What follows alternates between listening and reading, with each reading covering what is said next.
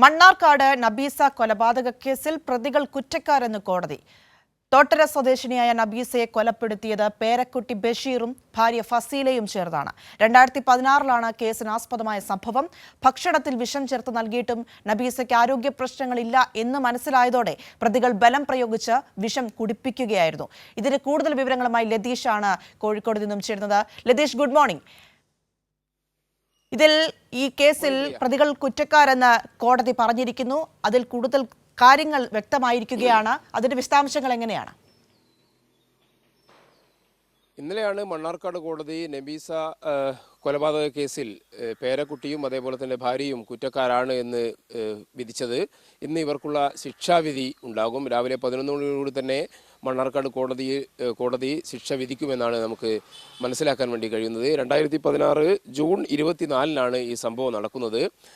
June 24 ഈ നബീസയെ ഭക്ഷണത്തിൽ വിഷം നൽകി കൊലപ്പെടുത്താനായിരുന്നു ഇവരുടെ ശ്രമം. എന്നാൽ അത് പരാജയപ്പെടുന്ന സാഹചര്യമുണ്ടായി. പിന്നീട് ബലം പ്രയോഗിച്ച് വിഷം കുടിപ്പിക്കുകയായിരുന്നു.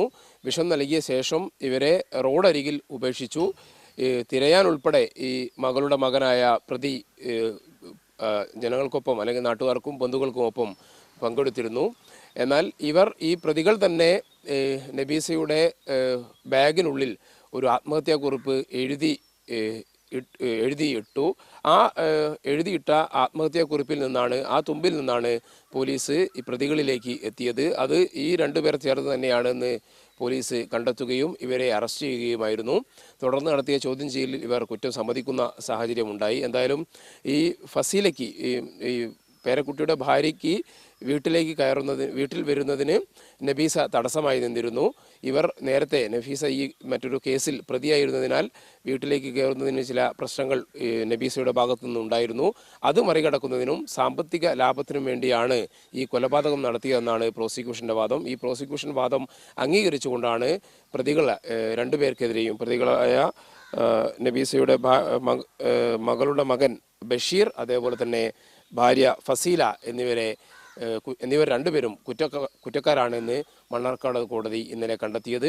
ഇവർക്കുള്ള രണ്ടുപേർക്കുമുള്ള ശിക്ഷ ഇന്ന് കോടതി വിധിക്കുകയും ചെയ്യും. പ്രിയ. ശരി ലതീഷ്, മണ്ണാർക്കാട് നബീസ കൊലപാതക കേസിൽ പ്രതികൾ കുറ്റക്കാരെന്ന് കോടതി കണ്ടെത്തിയിട്ടുണ്ട്. ഇവരുടെ ശിക്ഷാവിധിയാണ് ഇനി വരാനിരിക്കുന്നത്. അതിന്റെ വിശദാംശങ്ങളാണ് ലതീഷ് നൽകിയത്.